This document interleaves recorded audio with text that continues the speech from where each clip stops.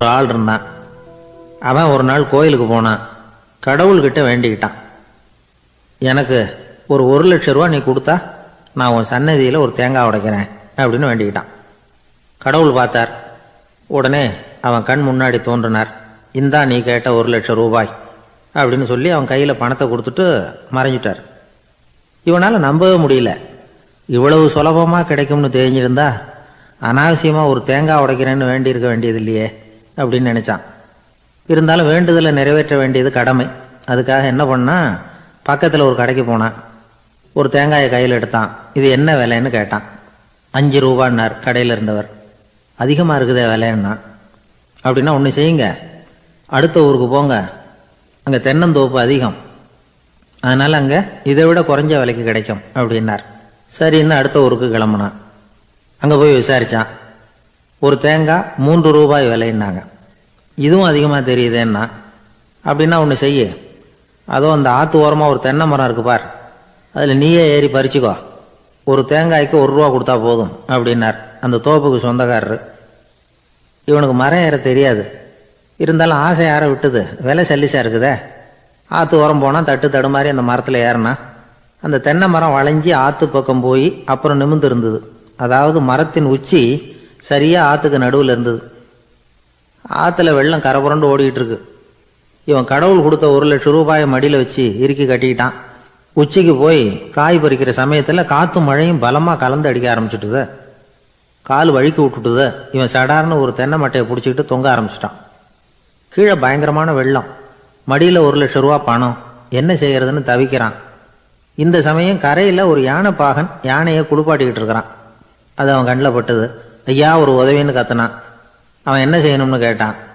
உன் யானையை மெதுவாக இங்கே அழைச்சிட்டு வா, எனக்கு நேராக கீழே நிறுத்து, என் காலை பிடிச்சி மெதுவாக கீழே இறக்கி விட்டுரு, என் மடியில் இருக்கிற பணத்தில் உனக்கு 10,000 தரேன் அப்படின்னா. அவன் பார்த்தான். காலை கையை பிடிச்சா கூட எவனும் இந்த காலத்தில் 10 ரூபாய்க்கு மேலே தரமாட்டேங்கிறான், இவன் காலை பிடிச்சா 10,000 தர்றேங்கிறான் அப்படின்னு யோசனை பண்ணான். உடனே யானையை கொண்டுட்டு போனான். அவனுக்கு நேராக கீழே நிறுத்தினான். அவன் காலை பிடிச்சான். அவ்வளவுதான். அந்த நேரம் பார்த்து யானை மெதுவாக நடந்து அப்பால போட்டுது. இப்போ யானை பாகன் அவன் காலை கெட்டியாக பிடிச்சிக்கிட்டு தொங்குறான். பரிதாபமாக மேலே பார்க்குறான். அவன் மட்டையை பிடிச்சிக்கிட்டு தொங்குறான். இப்போ யானை பாகன் சொல்கிறான், தம்பி மட்டையை விட்டுறாத, கெட்டியாக பிடிச்சிக்கோ, நான் உனக்கு 10,000 தரேன், இதோ மடியில் தான் வச்சுருக்கேன்னா. மேலே தொங்குறவனுக்கு இந்த நிலைமையிலேயும் ஒரு சந்தோஷம், மேற்கொண்டு ஒரு 10,000 நமக்கு கிடைக்கும் போல இருக்கே அப்படின்னு. இந்த சமயத்தில் ஒருத்தன் ஒட்டகத்தை ஓட்டிகிட்டு வந்தான் அந்த பக்கமாக குளிப்பாட்டுறதுக்கு. யானை பாகம் பார்த்துட்டான். ஐயா ஒட்டகக்காரரே, அதை இங்கே கொண்டுட்டு வா, எங்கள் காலை பிடிச்சி பத்திரமா இறக்கி விடு, நாங்கள் பணம் கொடுக்குறோம்னா. அவனும் பணத்துக்கு ஆசைப்பட்டு வந்தான். அவன் காலை பிடிக்கிற சமயம் ஒட்டகமும் நழுவி போட்டுது. இப்போ 3 பேருமே வரிசையாக தொங்குறாங்க. ஒட்டகக்காரன் கத்துறான், தம்பி மட்டையை விட்டுறாத, கெட்டியாக பிடிச்சிக்கோ, நான் என் மடியில் இருக்கிற 5,000 உனக்கு தந்துடுறேன்னா. மேலே தொங்குறவனுக்கு இன்னமும் சந்தோஷம், இவனும் பணம் தர்றேங்கிறான். அப்படின்னா இன்னைக்கு நமக்கு மொத்த பண வரவு எவ்வளவு அப்படின்னு ஒவ்வொன்றா கூட்டி பார்க்க ஆரம்பித்தான். மனக்கணக்கு சரியாக வரல. அதனால் அப்படியே விரலை விட்டு எண்ண ஆரம்பித்தான். அவ்வளவுதான். மட்டையை விட்டுட்டு கை நழுவி வந்துட்டுது. 3 பேரும் பொத்துன்னு ஆற்றுல விழுந்தாங்க. படாத பாடுபட்டு தட்டு தடுமாறி கரைக்கு வந்து சேர்ந்தாங்க. 3 பேர் மடியில் இருந்த பணமும் ஆற்றோட போட்டுது. பேராசை பெருநஷ்டம் அப்படின்னு ஒரு பழமொழி இருக்குல்ல, அதை விளக்கறதுக்காக சொல்லப்பட்ட கதை இது. இந்த காலத்தில் ஒருத்தர் ஒரு நீச்சல் குளத்தில் நீச்சல் அடிச்சுக்கிட்டு இருக்கிறார். காவலுக்கு இருந்தவர் அதை கவனிச்சுட்டார். கரையிலேருந்து சத்தம் போட்டாராம், இதோ பாருங்க, இங்கே ராத்திரி 8 மணிக்கு மேலே நீச்சல் அடிக்கிறது சட்டப்படி குற்றம், அதுக்கு அனுமதி கிடையாது, தெரியாதா உங்களுக்கு அப்படின்னாராம். இதுக்கு அவரு, ஐயையோ நான் நீச்சல் அடிக்க வந்தவன் இல்லைங்க, சும்மா சுற்றி பார்க்க வந்தவன், தடுமாறி குளத்தில் விழுந்துட்டேன், நீச்சல் தெரியாது, அதனால் தத்தளிச்சுக்கிட்டு இருக்கிறேன் அப்படின்னு கத்துனாராம். கரையில் இருந்தவர் பார்த்தார். ஓ அப்படின்னா சரி, அதுக்கு ஒன்றும் தடை இல்லை அப்படின்னு சொல்லிவிட்டு அவர் பாட்டு நடந்து போயிட்டாராம். ஒரு ஊரில் ஒருத்தர் இருந்தான். ஏதோ ஒரு சின்ன அலுவலகத்தில் வேலை பார்த்துக்கிட்டு இருந்தான். ரொம்ப ஏழை. வர்ற கொஞ்சம் வருமானத்தை வச்சு வாழ்க்கையை ஓட்டிக்கிட்டு இருந்தான். ஒரு நாள் தெரு வழியாக அவன் நடந்து வந்துக்கிட்டு இருக்கிறான். தெருவில் ஒரு காசு கிடந்தது. அதை பார்த்துட்டான். அதை குனிஞ்சு எடுத்தான். அது ஒரு பழங்கால காசு. அந்த காசு நடுவில் ஒரு துளை இருந்தது. அதாவது துளையிட்ட நாணயம். பழங்காலத்தில் புழக்கத்தில் இருந்த ஒரு நாணயம் அது. துளையிட்ட நாணயம் கிடைச்சதுன்னா ரொம்ப நல்லது, அது அதிர்ஷ்டம் அப்படின்னு ஒரு நம்பிக்கை உண்டு. இவன் கையில் அது கிடைச்சதும் ரொம்ப சந்தோஷப்பட்டான். இனிமே என்னுடைய கஷ்டம்லாம் தீரப்போகுது, அதிர்ஷ்டம் என்னை தேடி வரும், நான் பணக்காரன் ஆயிடுவேன் அப்படின்னு சொல்லிட்டு அந்த காசை தன்னுடைய கோட்டு பையில் பத்திரமா போட்டு வச்சுக்கிட்டான். அடிக்கடி அதை தொட்டு பார்த்துக்கிறது உண்டு, வெளியில் எடுக்க மாட்டான். இப்படியே கொஞ்ச காலம் ஆச்சு. அதுக்கப்புறம் என்னாச்சு தெரியுமா? நிஜமாவே அதிர்ஷ்டம் அவனை தேடி வர ஆரம்பிச்சுட்டுது. செல்வம் வந்து குவிஞ்சுது, பணம் பதவி புகழ் எல்லாம் வந்து சேர்ந்தது.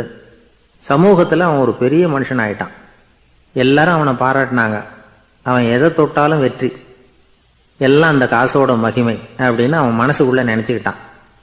தினமும் காலையில் அந்த கோட்டை போட்டுக்கிட்டு தான் வெளியில் கிளம்புவான். புறப்படுறதுக்கு முன்னாடி கோட்டு பாக்கெட்டை தொட்டு பார்த்துக்குவான், உள்ளே காசு இருக்கா அப்படிங்கிறத உறுதிப்படுத்திக்குவான். அதுக்கப்புறம் தான் வெளியில் கிளம்புவான். இப்படியே பல வருஷம் ஓடி போச்சு. ஒரு நாள் அவனுக்கு அந்த ஆசை வந்துட்டுது, அதாவது அந்த துளையிட்ட நாணயத்தை எடுத்து கண்ணால் பார்க்கணும் அப்படின்னு. காலையில் சாப்பிட்டுக்கிட்டு இருந்தான். அப்போ தன்னுடைய மனைவி கிட்ட சொன்னான், ரொம்ப நாளைக்கு அப்புறம் என்னுடைய அந்த நாணயத்தை இன்னைக்கு வெளியில் எடுத்து பார்க்க போகிறேன்னா. என்னத்துக்கு அது, இப்போ அதை பார்க்க வேணாமே அப்படின்னு மெதுவாக இழுத்தாங்க அந்த அம்மா. இல்லை நான் பார்த்தே தீரணும் அப்படின்னு அவன் தன்னுடைய சட்டை பைக்குள்ளே கையை விட்டான். உள்ளே இருந்த நாணயத்தை வெளியில் எடுத்தான். பார்த்தா அவனுக்கு ஆச்சரியமாக போச்சு. அந்த நாணயத்தில் துளையே இல்லை. என்ன ஆச்சு அப்படின்னு சொல்லி அவன் ரொம்ப குழம்பி போயிட்டான். இப்போ அந்த அம்மா சொன்னாங்க, நான் தான் ஒரு நாள் உங்கள் கோட்டு ரொம்பவும் தூசியாக இருக்கேன்னு சொல்லி அதை ஜன்னலுக்கு வெளியில் உதறினேன். உள்ளே இருந்த அந்த காசு அப்போ எனக்கு தெரியாது, ஞாபகத்தில் இல்லை. அது தெருவில் விழுந்துட்டது போல இருக்கு. அதுக்கப்புறம் எவ்வளவோ தேடி பார்த்தேன், கிடைக்கல. அதுக்குள்ளே அதை யாரோ எடுத்துகிட்டு போயிட்டாங்க போல இருக்கு. அது இல்லைங்கிறது உங்களுக்கு தெரிஞ்சால் வருத்தமாக இருக்குமேங்கிறதுக்காக நான் தான் வேற ஒரு நாணயத்தை எடுத்து சட்டை பைக்குள்ளே வச்சுட்டேன் அப்படின்னு விவரத்தை சொன்னாங்க அந்த அம்மா. இது எப்போ நடந்ததுன்னு கேட்டான். உங்களுக்கு அந்த காசு கிடைச்சதே அன்னைக்கு மறுநாளே இது நடந்து போச்சு அப்படின்னாங்களாம். இதை கொஞ்சம் யோசனை பண்ணி பாருங்க. அவனுக்கு அதிர்ஷ்டத்தை கொடுத்தது அந்த நாணயம் இல்லை, அவனுடைய நம்பிக்கை, அதாவது தன்னம்பிக்கை. அதுதான் வேலை செஞ்சிருக்கு. இதிலிருந்து நாம் தெரிஞ்சுக்க வேண்டியது என்னன்னா, வாழ்க்கையில் முன்னேற நினைக்கிறவங்களுக்கு தன்னம்பிக்கை ரொம்ப முக்கியம். அது இல்லைன்னா முன்னேற முடியாது. ஒருத்தன் சொன்னானா, நான் எப்போவுமே என்னதான் சார் நம்புவேன், மற்றவங்கள நம்ப மாட்டேன். நேற்றுக்கு பாருங்க, திடீர்னு 10 பேர் என்னை அடிக்க வந்துட்டாங்க, நான் ஒருத்தனாவே அதை சமாளித்தேன் அப்படின்றான் ரொம்ப பெருமையா. அது எப்படின்னு கேட்டாங்களாம். ஒரே ஓட்டமாக அங்கேருந்து ஓடி வந்துட்டேன் அப்படின்னானா. நிறைய பணம் சேர்த்தான். அவனுக்கு சம்பாதிக்க தெரியுமே தவிர செலவு பண்ண தெரியாது. மகா கஞ்சன். காசை கையில் எடுக்கவே மாட்டான். எடுத்தால் செலவு செய்ய வேண்டியிருக்குமே. அதனால் இப்படியே அவன் காலத்தை ஓட்டி விட்டான். வயசாயிட்டுது. அவனுடைய மனைவி ஒரு நாள் கேட்டாங்க, இவ்வளவு நாளா நீங்கள் என்னை எங்கேயுமே அழைச்சிட்டு போனதில்லை, இப்போவாவது அழைச்சிட்டு போகக்கூடாதா அப்படின்னாங்க. எங்கே போகணும் சொல்லுன்னா. காசிக்கு போகணும், கங்கையில் குளிக்கணும்னாங்க. இவன் பார்த்தான், இதுக்கு ஏன் அவ்வளோ தூரம் செலவு பண்ணிட்டு போகணும், நம்ம ஊர் ஆற்றுலேயே குளிக்கலாமே, இதுவும் புண்ணிய நதி தான், இங்கே குளித்தா அங்கே குளித்த பலன் கிடைச்சிரும் அப்படின்னா. சரின்னு 2 பேரும் ஆத்தங்கரைக்கு போனாங்க. அன்னைக்கு ஏதோ விசேஷம், நிறைய கூட்டம், நிறைய பேர் குளிச்சுக்கிட்டு இருக்கிறாங்க. கரையில் சில புரோகிதர்கள் நின்றுக்கிட்டு இருக்கிறாங்க. குளிக்கிறதுக்கு முந்தி அவங்கக்கிட்ட உட்காந்தா ஏதோ மந்திரம்லாம் சொல்லுவாங்க, கொஞ்சம் காசு கொடுக்க வேண்டியிருக்கும். அதனால் இவன் என்ன பண்ணான், ஆத்தங்கரையிலேயே கொஞ்சம் தூரம் போனான். ஊரை விட்டு தள்ளி வந்துட்டான். அங்கே யாருமே இல்லை. அப்பாடான்னு சந்தோஷப்பட்டான். குளிக்கலாம்னு புறப்பட்டான். இந்த நேரம் கடவுள் பார்த்தார், இந்த கஞ்சனுக்கு ஏதாவது புத்தி போகட்டணும் அப்படின்னு நினைச்சார். உடனே ஒரு புரோகிதர் மாதிரி உருவத்தை மாற்றிக்கிட்டு அந்த ஆள் முன்னாடி வந்து நின்னார். அவனுக்கு அதிர்ச்சி. இங்கே யாருமே இருக்க மாட்டாங்கன்னு நினச்சா இங்கேயுமே ஒரு ஆள் வந்துட்டார, என்ன பண்ணுறதுன்னு யோசனை பண்ணான். புரோகிதர் உருவத்தில் இருந்த கடவுள் சொன்னார், இதை பாருங்க, இன்னைக்கு விசேஷ நாள், நீராடுறதுக்கு முன்னாடி சுயகல்பம் பண்ணிக்கிறது ரொம்ப நல்லது அப்படின்னார். என்கிட்ட பணம் எதுவும் இல்லையேன்னா. பரவாயில்ல, அப்புறமா கொடுங்க, வாங்கிக்கிறேன். ஆனால் ஒன்று, எவ்வளவு கொடுப்பீங்கிறத மட்டும் இப்போவே சொல்லிவிடுங்க அப்படின்னார். இவன் ரொம்ப யோசனை பண்ணான். ஒரு 10 பைசா தரேன் அப்படின்னா. சரின்னு ஒத்துக்கிட்டு எல்லா கிரியைகளையும் அவர் செஞ்சார். அதுக்கப்புறம் கணவனும் மனைவியும் ஆற்றுல குளிச்சாங்க. அவர் போயிட்டார். கொஞ்ச நாள் கழித்து அவன் வீட்டுக்கு வந்தார் கடனை வசூல் பண்ணுறதுக்கு. வாசலில் நின்றுக்கிட்டு இருந்த அவன் மனைவி, இவரை பார்த்ததும் தயங்க ஆரம்பித்தாங்க. அந்த அம்மா கிட்ட விஷயத்த சொன்னார். அந்த அம்மா ஓடி போய் உள்ளே இருக்கிற தன்னுடைய கணவர்கிட்ட சொன்னாங்க. அவன் யோசனை பண்ணான், இப்போ வெளியில் போனால் அவனுக்கு 10 காசு கொடுக்க வேண்டியிருக்கும், அதனால் எனக்கு காய்ச்சல்னு அந்த ஆளுகிட்ட சொல்லிவிடு, இன்னொரு சந்தர்ப்பத்தில் என்னை வந்து பார்க்க சொல்லு அப்படின்னா. அந்த அம்மா போய் சொன்னாங்க. அப்படிங்களா, அப்படின்னா அவரை நான் உடனே போய் பார்க்கணுமே அப்படின்னு உள்ளே நுழைய ஆரம்பித்தார். அவங்க மறுபடியும் இருங்க தான் வரேன்னு சொல்லிவிட்டு உள்ள ஓடி விஷயத்த சொன்னாங்க. இது ஏதுடா வம்பா போச்சு அப்படின்னு பார்த்தான். மனைவியை கிட்டத்தில் கூப்பிட்டான். இதோ பாரு, ஜன்னி கண்டு நான் இறந்து போயிட்டதா சொல்லிவிடு அப்படின்னா சொன்னாங்க. புரோகிதர் பார்த்தார். அப்படின்னா ஒரு வழியாக இருந்து அவருடைய இறுதி சடங்குகளையும் நானே முடிச்சுட்டு போயிடுறேன் அப்படின்னார். உள்ளே இருந்தவன் யோசனை பண்ணான், அந்த ஆள் என்னை விடமாட்டான் போல இருக்கு, அதனால் ஒரு சவப்பெட்டியில் என்னை வச்சு தூக்கிக்கிட்டு மயானத்துக்கு போங்க பார்த்துக்கலாம் அப்படின்னா. புரோகிதரும் விடுற மாதிரி இல்லை, கூடவே நடந்து போயிட்டு இருக்கிறார். அங்கே இறக்கி சடங்குகளை முடிச்சுட்டு தீ வைக்கிற நேரம் பொட்டிக்குள்ளே இருந்த நம்ம ஆள் அலறி அடிச்சுட்டு வெளியில் ஓடி வந்தான். புரோகிதர் உருவத்தில் இருந்த கடவுள் சிரிச்சார், தன்னுடைய சுய உருவத்தை காட்டினார். அதுக்கப்புறம் அவனை கூப்பிட்டு, இதை பார்ப்பா, ஏன் இப்படி அல்லாடுற, ஏதாவது வர வேணும்னா கேள்தரேன் அப்படின்னார். அவன் யோசனை பண்ணான். பகவானே, ஒரே ஒரு வரம் தான் உங்ககிட்ட கேட்கணும்னா. என்ன வேணும் கேளுன்னார். அந்த 10 பைசா தட்சணையை தள்ளுபடி பண்ணால் போதும் அப்படின்னா. கடவுளும் சரின்னு சொல்லிட்டு போயிட்டார். இப்படி ஒரு கதையை சுவாமி சிவானந்தர் சொல்லியிருக்கிறார். செல்வந்தர்கள் பல பேர் இப்படித்தான் இருக்கிறாங்க. தாங்களும் அனுபவிக்க மாட்டாங்க, அடுத்தவங்களுக்கும் கொடுக்க மாட்டாங்க. இது மாதிரியான கஞ்சர்களுக்கு இந்த உலகம் இல்லை அந்த உலகம் இல்லைங்கிறார் அவர். இந்த கதையில் கடவுள் கடன் வசூலுக்கு வந்தது மாதிரி நம்ம ஊர் ஆள் ஒருத்தன் இன்னொருத்தர்கிட்ட 10 பைசா கடன் கொடுத்துட்டான். திருப்பி வாங்கறதுக்கு நடக்கிறான். கடைசியாக கேட்டான், நீ எப்போ தான் கடனை திருப்பி தரப்போற, அதை முடிவாக சொல்லுன்னா. வர்ற வியாழக்கிழமை கண்டிப்பாக கொடுத்துருவேன் அப்படின்னானா அவன். அன்னைக்கு நான் ஊரில் இருக்க மாட்டேனே அப்படின்னானா இவன். அதனால் என்ன, நானும் தான் அன்னைக்கு ஊரில் இருக்க மாட்டேன் அப்படின்னானா. இந்த உலகத்தில் தான் மட்டும் வாழ்ந்தா போதும் அப்படின்னு நினைக்கிறவங்க உண்டு. தானும் வாழணும், அடுத்தவங்களும் வாழணும் அப்படின்னு நினைக்கிறவங்களும் உண்டு. முதல்ல சொன்ன வகையை சேர்ந்த மனிதர்கள் எப்படி தெரியுமா, எப்படியாவது தான் மட்டும் வாழ்ந்தால் போதுங்கிற நினைப்பு தான் எப்பவும் அவங்களுக்கு இருக்கும். தங்களுடைய வளர்ச்சிக்கு எது தடையா இருந்தாலும் சரி, யார் தடையா இருந்தாலும் சரி, அதை அழிச்சுட்டு தான் மறுவேலை பார்ப்பாங்க. அவங்கெல்லாம் பாவ காரியங்களுக்கு தயங்குறதே இல்லை. அப்படிப்பட்ட வாழ்க்கை அவங்களுக்கே இடைஞ்சல அமைஞ்சு விடுறது உண்டு. அதை விளக்கறதுக்கு ஒரு கதையும் உண்டு. ஒரு ஊர்ல அப்படிப்பட்ட ஆள் ஒருத்தன் இருந்திருக்கான். நிறைய பாவங்களை செஞ்சவன். அதன் காரணமா நரகப்படுகொழியில விழுந்துட்டான். நரகப்படுகொழிங்கிறது ஒரு பெரிய கிணறு மாதிரி. ஏற்கனவே பாவம் செஞ்சவங்க நிறைய பேர் அதில் விழுந்து கிடக்குறாங்க. உள்ள ஏகப்பட்ட சத்தம், எல்லாம் அந்த பாவாத்மாக்கள் போடுற சத்தம். இப்போ விழுந்தானே இவனும் சத்தம் போட்டான். இவன் போடுற சத்தம் கொஞ்சம் அதிகமாக கேட்டுது. இந்த கிணத்துக்கு பக்கத்தில் புத்தர் உட்கார்ந்துருக்கிறார். அவர் காதில் இவன் போடுற சத்தம் விழுந்தது. உடனே அந்த கிணத்தடிக்கு போனார். குனிஞ்சு பார்த்தார். சாமி என்னை காப்பாத்துங்க அப்படின்னு கத்தனான் இவன். புத்தர் அவனை கொஞ்சம் கவனிச்சு பார்த்தார். மனித சமுதாயத்துக்கு அவன் என்னென்ன கெடுதல் பண்ணியிருக்கிறாங்கிற விவரம்லாம் அவர் மனக்கண்ணில் தெரிஞ்சது. அவருக்கு எல்லாம் புரிஞ்சு போச்சு. இருந்தாலும் அவனை காப்பாத்துறதுக்கு ஏதாவது வழி உண்டா அப்படின்னு யோசிச்சார். அவன் தன்னுடைய வாழ்நாளில் ஏதாவது நல்லது செஞ்சிருக்கானா அப்படின்னு பார்த்தார். ஒரே ஒரு சமயம் அவன் தன்னுடைய காலடியில மிதிபட இருந்த சிலந்தியை மிதிக்காமல் தாண்டி போயிருக்கிறான். இந்த ஒரு காரியத்துக்காக அவனை கரையேற்ற முடியுமா அப்படின்னு நினைச்சார். அவ்வளவுதான். உடனே அவர் கையில ஒரு சிலந்தி வந்து உட்காந்துதான். அதுகிட்ட இருந்து நூல் இழை வெளிவர ஆரம்பிச்சது. அந்த நூல் இழை கிணற்று ஆழம் வரைக்கும் அப்படியே நீண்டுகிட்டே போச்சான். புத்தர் பார்த்தார். இந்த நூலை பிடிச்சிக்கிட்டு மேலே ஏறி வா அப்படின்னார். என்னங்க சொல்றீங்க, இந்த சிலந்தி நூல் என்ன தாங்குமான்னு கத்தினான். எல்லாம் தாங்கும், அதை பிடிச்சிக்கிட்டு ஏறி வா அப்படின்னார். சந்தேகத்தோடவே அவன் அந்த நூல் இழைய பிடிச்சி இழுத்து பார்த்தான். ரொம்ப வலுவா இருந்தது. அவனுக்கு ஆச்சரியம். அதை பிடிச்சிக்கிட்டே மெதுவாக மேலே ஏறி வர ஆரம்பிச்சிட்டான். பாதி தூரம் ஏறி வந்திருப்பான். அப்போ அவன் காலுக்கு கீழே ஏதோ சத்தம். என்னன்னு குனிஞ்சு பார்க்கறான். கீழே கிடந்தவங்க சில பேரும் அந்த நூலை பிடிச்சி மேலே வந்துக்கிட்டு இருக்கிறாங்க. இவனுக்கு கோபம் வந்துட்டுது. தன்னுடைய இடுப்புல வச்சிருந்த கத்தியை எடுத்து தன்னுடைய காலுக்கு கீழே நூல் இழையை அப்படியே வெட்டி விட்டுட்டான். இனிமே நாம மட்டும்தான் மேலே ஏறி வந்துடணும் அப்படின்னு நினைச்சுக்கிட்டான். ஆனா நடந்தது என்ன தெரியுமா, மொத்த நூல் இழையும் அப்படியே அருந்து கீழே விழுந்துட்டுது. அவனும் பொத்துன்னு கீழே விழுந்துட்டான். மறுபடியும் கத்த ஆரம்பிச்சுட்டான். ஏற்கனவே அவன் செஞ்சிருந்த ஒரு சிறு கருணை அந்த நூல் இழைக்கு உறுதியை கொடுத்தது. இப்போ அவன் செஞ்ச பாவம் அந்த நூல் இழைய வலுவிழக்க செஞ்சுட்டுது. அடுத்தவங்களும் வாழணுங்கிற எண்ணம் அவனுக்கு இருந்திருந்தா இப்போ அவனும் கரையேறி வந்திருப்பான், மற்றவங்களும் சௌக்கியமாக வந்து சேர்ந்திருப்பாங்க. அதனால் நாமும் வாழணும், அடுத்தவங்களும் வாழணும் அப்படின்னு நினைக்கிறவன் வாழ்க்கையில் சீக்கிரம் முன்னுக்கு வந்துடுவான்.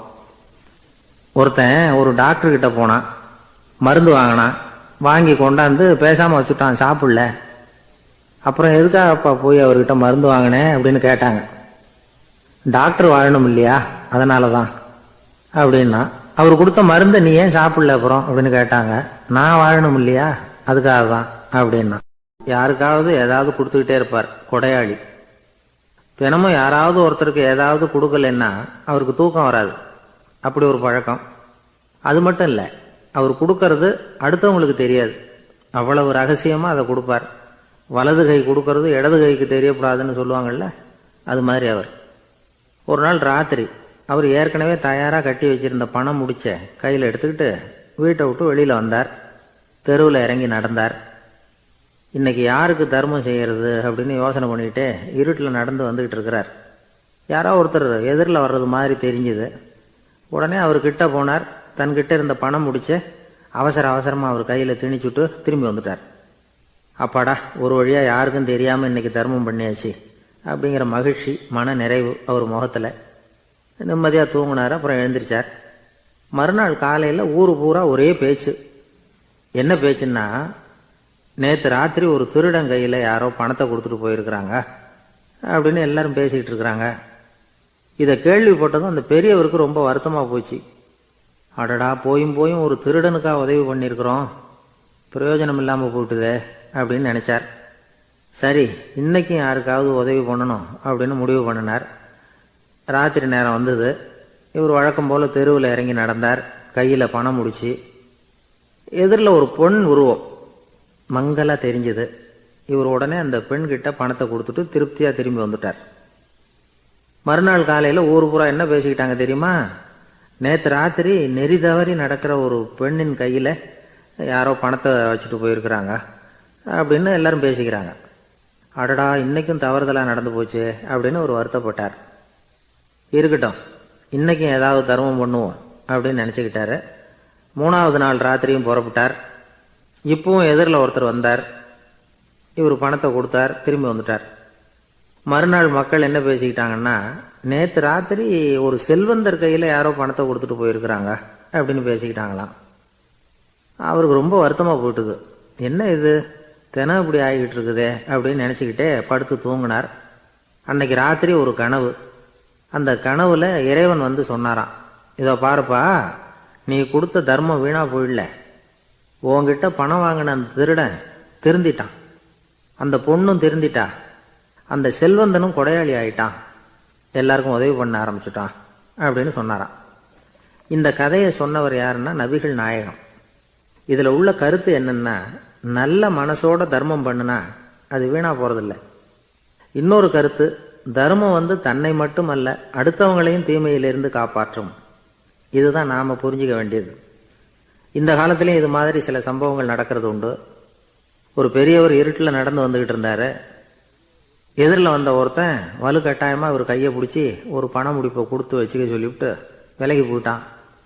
பெரியவருக்கு ஆச்சரியம், இந்த காலத்திலையும் இப்படி வலது கை கொடுக்கறது இடது கைக்கு தெரியக்கூடாதுன்னு நினைக்கிற கொடையாளிகள் உண்டு போல இருக்கு அப்படின்னு யோசனை பண்ணிக்கிட்டே நடந்தார். கொஞ்சம் தூரம் போயிருப்பார். அதுக்குள்ளே அதே ஆள் திரும்பி வந்தான்.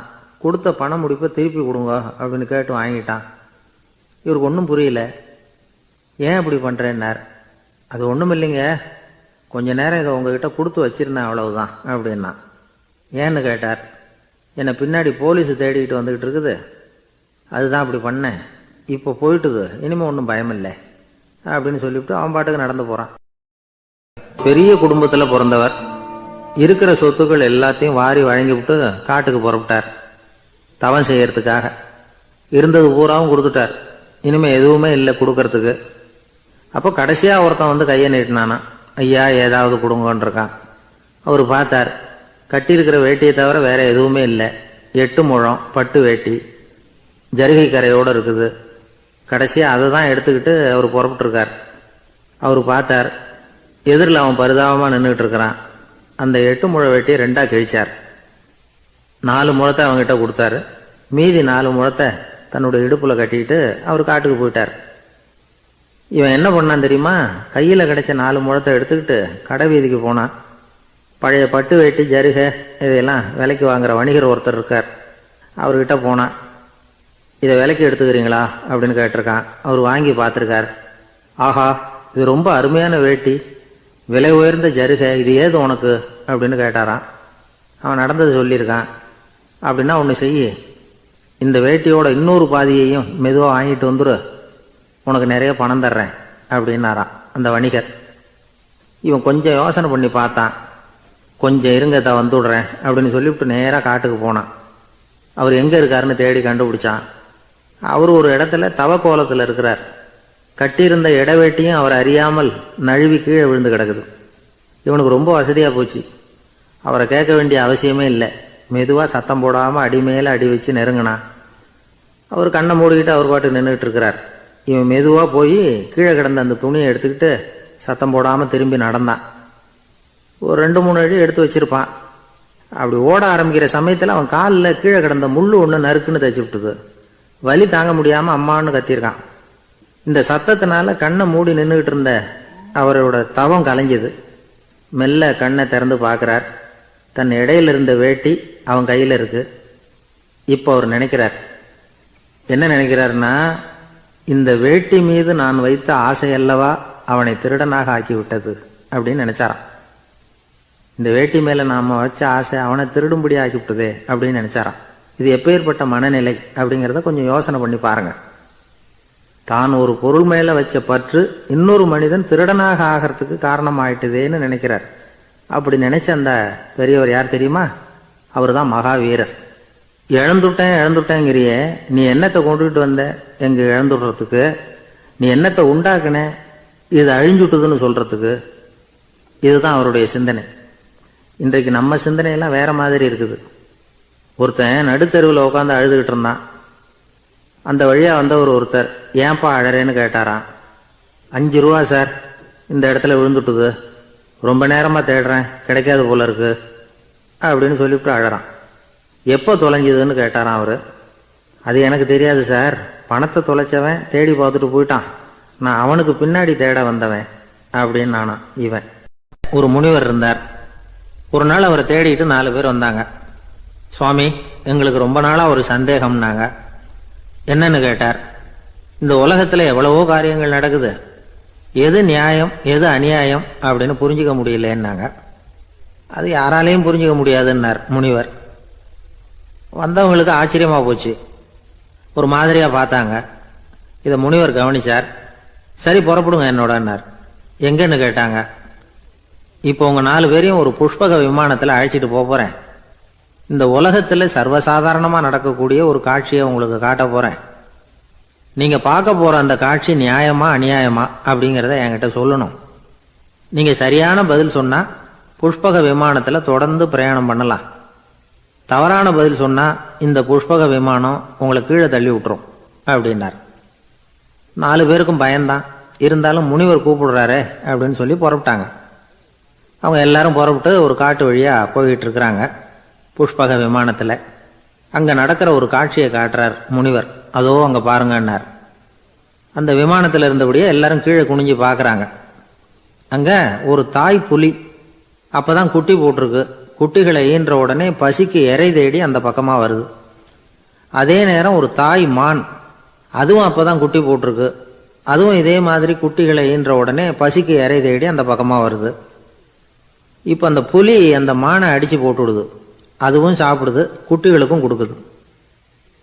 இப்போ அந்த புலிக்குட்டிகள் முகத்துல மகிழ்ச்சி, தாயை இழந்த அந்த மான் குட்டிகள் முகத்துல துக்கம். இப்போ அந்த முனிவர் 4 பேர்கிட்டையும் கேட்கிறார், நீங்க இங்க பாத்தீங்களே, இதுல எது நியாயம் எது அநியாயம்? ஒவ்வொருத்தரா சொல்லுங்க. உங்க பதில் சரியில்லைன்னா இந்த விமானம் உங்களை கீழே தள்ளி விட்டுரும், சொல்லுங்க பார்க்கலாம்னார். முதல்ல ஒருத்தன் சொன்னான், அந்த புலி செஞ்சது சரிதாங்க, அது பசிக்கு அதுதான் ஆகாரம், தன்னுடைய பசிக்கு தானே இறை தேடிக்கிட்டுது, அதில் என்ன தப்பு, அவ்வளவுதான், அதனால் புலி செஞ்சது நியாயம்தான் அப்படின்னா. அவ்வளவுதான், அந்த விமானம் அவனை அப்படியே கீழே தள்ளி விட்டுட்டுது. அதனால் அவன் கொடுத்த பதில் சரியில்லை அப்படிங்கிறது புரிஞ்சு போச்சு. இப்போ ரெண்டாவது ஆள் சொன்னான், புலி செஞ்சது பாவம், அந்த தாய்மான் என்ன தப்பு பண்ணிச்சு, இப்போ அந்த குட்டிகளுக்கு யார் ஆதரவு, அதனால் புலி செஞ்சது அநியாயம் அப்படின்னா. அவ்வளவுதான், அவனையும் கீழே தள்ளி விட்டுடுது அந்த விமானம். இந்த பதிலும் சரியில்லை அப்படின்னு ஆயிட்டுது. இப்போ மூணாவது ஆள் வந்தான். முதல்ல 2 பேர் கீழே விழுந்ததை பார்த்துக்கிட்டு இருந்தான்.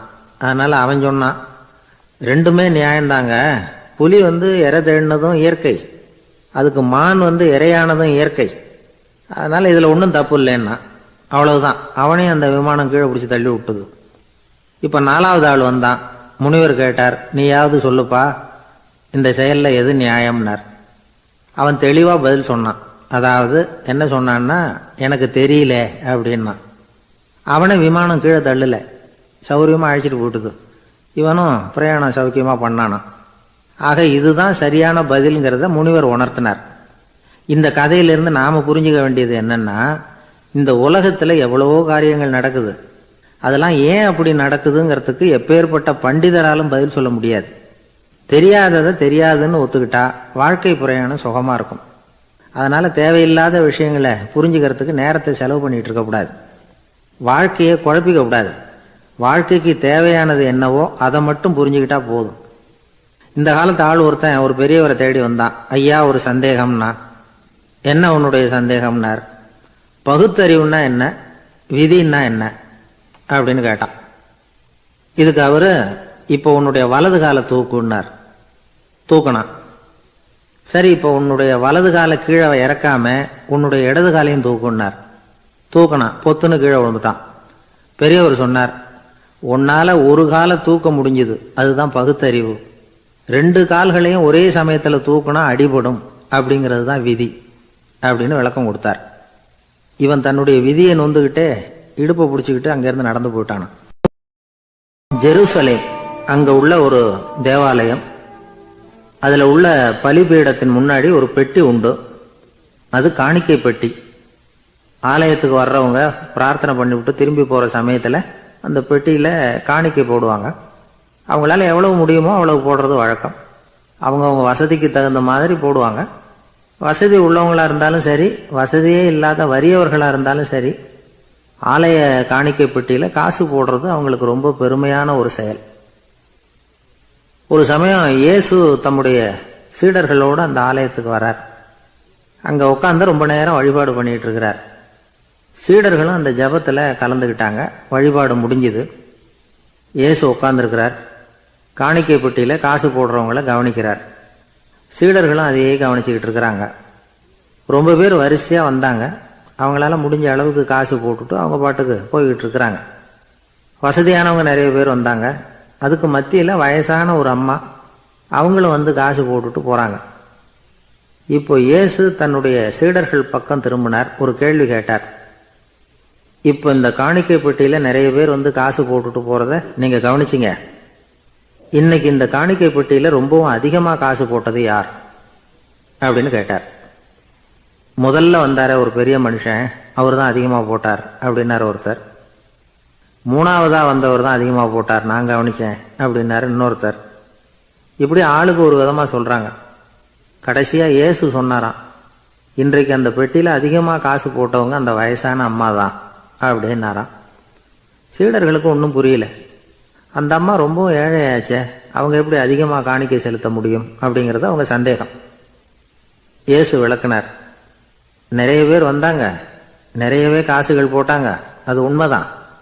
ஆனாலும் அந்த அம்மா என்ன பண்ணாங்க கவனிச்சிங்களா? வந்தாங்க, தன்னுடைய காசு பையை திறந்தாங்க, அப்படியே கொட்டுனாங்க. அதில் இருந்தது 2 காசுகள் தான். அந்த 2 காசும் காணிக்கை பெட்டியில் விழுந்துட்டுது. மற்றவங்கள்லாம் தங்கள்கிட்ட இருந்த செல்வத்தின் ஒரு சிறு பகுதியை எடுத்து பெட்டியில் போட்டாங்க. ஆனால் இந்த அம்மா தன்கிட்ட என்ன இருந்ததோ அதை அப்படியே போட்டுட்டாங்க. தன்னுடைய பிழைப்புக்காக வச்சிருந்த அவ்வளவையும் இழக்கிறதுக்கு தயாராயிட்டாங்க. அவ்வளவு தாராள மனசு அவங்களுக்கு. அதனால் அவங்க செலுத்தின காணிக்கை தான் அளவில் அதிகம் அப்படின்னார். விலை மதிப்பில்லாத முத்து புதையல் ஒருத்தனுக்கு கிடைக்க போகுதுன்னு வச்சுக்கோங்க.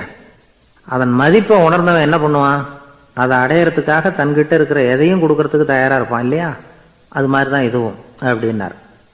உலக மதிப்பீடுகளை துரும்பா தூசியா மதிச்சு அதையெல்லாம் உதறி விடுகிறவன் இறையருள் அப்படிங்கிற இணையில்லாத செல்வத்தை பெறுகிறான் அப்படிங்கிறது இதுல உள்ள கருத்து. இறைவனுக்காக இழப்பதுன்னா துன்பப்படுகிறவர்களுக்காக, ஏழைகளுக்காக, ஏதுமற்றவர்களுக்காக இழப்பது அப்படின்னு அர்த்தம்.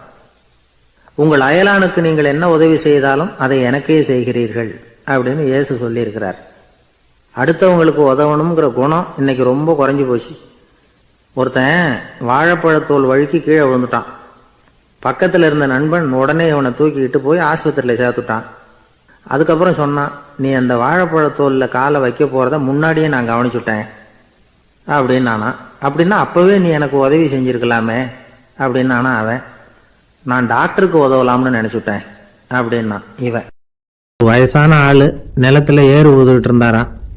கிழிஞ்சு போன ஒரு சின்ன துண்டை தான் இடுப்பில் கட்டியிருந்தாராம். தலையில் ஒரு கந்தலை சுற்றி இருந்தார். உடம்பு பூரா சேரு, ரொம்ப ஏழை. ஏறு ஓட்டிகிட்டு இருக்கிறவர் வேற எப்படி இருப்பார்? இருந்தாலும் அந்த ஆள் ரொம்ப ஜாலியாக பாட்டு பாடிக்கிட்டே ஏறு ஊதுகிட்டு இருந்தாராம். உடம்புல தான் அவர் ஏழையை தவிர மனசில் ஒரு ஏழையா தெரியல. அந்த சமயத்தில் அந்த நாட்டு ராஜா அந்த பக்கமாக குதிரை மேலே வந்தாராம். வேட்டைக்கு போயிட்டு பரிவாரங்களோட திரும்பி வந்துகிட்டு இருக்கிறார். ரொம்ப செல்வ செழிப்புல இருக்கிற ராஜா அவர். அவரு இந்த வயசான விவசாயியை பார்த்துருக்கார். இந்த ஆள் ரொம்பவும் ஏழைங்கிறது அவர் பார்த்தாவே பளிச்சுன்னு தெரியுது. கட்டிக்கிறதுக்கு நல்ல துணி இல்லை, உடம்போ இழைச்சி போயிருக்குது, வயிறு முதுகில் போய் ஒட்டிக்கிட்டு இருக்கு, கண்ணு குழி விழுந்து போயிருக்குது. ஆனாலும் முகத்தை பார்த்தா சந்தோஷமா இருக்கிற மாதிரி இருக்கு. இவ்வளவு உற்சாகமா பாடிட்டு இருக்கிறாரே அப்படின்னு ஆச்சரியமா நினைச்சு பார்த்தார் அந்த ராஜா. சரி, அவர்கிட்ட கொஞ்சம் பேச்சு கொடுத்து பார்க்கலாம் அப்படின்னு முடிவு பண்ணார். ஐயா பெரியவரே, இப்படி கொஞ்சம் வர முடியுமான்னாராம். பொழுது போகிறதுக்குள்ள நான் இந்த வயல் பூரா உழவு ஓட்டி ஆகணும், அதனால பேசுறதுக்கு நேரம் இல்லை அப்படின்னாராம் அந்த பெரியவர். என்ன அவ்வளவு அவசரமா? மீதி இருந்தால் நாளைக்கு ஊதுவப்படாதா? அது சரி, உனக்கு எத்தனை ஏக்கர் நிலம் இருக்கு அப்படின்னு விசாரிச்சிருக்கார் ராஜா. எனக்குன்னு சொந்தமாக உள்ளங்கை அளவு கூட நிலம் கிடையாது. இது எங்கள் முதலாளியோட நிலம். இதை பூராவும் ஊது முடிச்சாதான் அவர் கூலி கொடுப்பார். நான் கூலிக்கு ஊதுகிட்டு இருக்கிறேன். உங்ககிட்ட பேசிக்கிட்டு இருந்தா அவருக்கு துரோகம் பண்ணது மாதிரி ஆயிடும் அப்படின்னாராம். ராஜா குதிரையை விட்டு கீழே இறங்கினார். வரப்பில் நடந்து அந்த பெரியவர்கிட்டயே போனாராம். சரி, ஒரு நாள் பூரா ஊதான் உனக்கு எவ்வளவு கூலின்னு கேட்டிருக்கார். 8 அணா கூலி கிடைக்கும்னாராம் அவர். இது ரொம்ப காலத்துக்கு முன்னாடி நடந்த ஒரு சம்பவங்கிறதுனால அப்போ 8 அணா கூலிங்கிறது ரொம்ப பெருசு. இருந்தாலும் அதுவும் அந்த ராஜாவுக்கு பெரிய கூலியா தெரியல. இவ்வளவுதானா, இதை வச்சுக்கிட்டு நீ எப்படி காலம் தள்ளுற அப்படின்னாராம். ஒன்றும் கவலை இல்லை அப்படின்னாராம் அவர். ராஜாவுக்கு ரொம்ப ஆச்சரியமா போச்சு. 8 அணா கூலி வாங்குற இந்த ஆளு கவலை இல்லாம இருக்கிறார், ஏராளமான வசதியோடு இருக்கிறன்னா கவலை இல்லாம வாழ முடியலையே அப்படின்னு நினைச்சு பார்த்திருக்கார். அது சரி, 8 அணாவில் எப்படி குடும்பம் நடத்துற அப்படின்னு கேட்டாராம். எனக்கு கிடைக்கிற 8 அணாவில் 2 அணா குடும்பத்துக்கு செலவழிக்கிறேன், 2 அணா பழைய கடனுக்கு கொடுக்குறேன், 2 அணா தர்மம் செய்யறேன், 2 அணா வட்டிக்கு கொடுக்குறேன், ஒரு குறையும் இல்லைன்னாராம். ராஜாவுக்கு ஒன்றும் புரியல. எனக்கு ஒன்றும் புரியலையேன்னு இருக்கார். ஐயா, எனக்கும் என் மனைவிக்கும் 2 அணா செலவாகுது. வயசான அம்மா அப்பா இருக்கிறாங்க, சின்ன வயசுல என்னை காப்பாத்தினவங்க அவங்க. அந்த கடனுக்கு 2 அணா செலவாகுது, அது பழைய கடன். என் தங்கச்சி ஒருத்தி ஆதரவு இல்லாத நிலைமையில தன்னுடைய மகனோட என் வீட்டில் வந்திருக்கிறா. அவளுக்கும் அவள் மகனுக்கும் 2 அணா செலவு பண்றேன், அது தர்மம். எனக்கு 2 பிள்ளைங்க இருக்கிறாங்க, அவங்களுக்கு 2 அணா செலவு பண்றேன், அது வட்டிக்கு கொடுக்கறது மாதிரி. பிற்காலத்தில் அவங்க எங்களை காப்பாற்றுவாங்க. அந்த வகையில் நான் திருப்தியோடு வாழ்ந்துகிட்டு இருக்கிறேன் அப்படின்னாராம். ராஜாவுக்கு அர்த்தம் புரிய ஆரம்பிச்சுதான். அந்த பெரிய நிலத்தை விலை கொடுத்து வாங்கி அந்த பெரியவருக்கே தானமாக கொடுத்துட்டாராம். இப்போ ஊழவருக்கே நிலம் சொந்தமாயிட்டுது. அன்னையிலேருந்து அரசனுக்கும் ஆறுதல் கிடைச்சுதான். இப்படி ஒரு கதை சொல்லுவாங்க. 8 அணா வருமானத்தை வச்சுக்கிட்டு எப்படி காலத்தை தள்ளுறதுன்னு சொல்றதுக்காக இந்த கதையை சொல்றதாக யாரும் தப்பா நினைச்சிக்க கூடாது. கிடைக்கிறத எப்படி பங்கு போடுறார், எப்படி திருப்தியா வாழறார் அப்படிங்கிறது தான்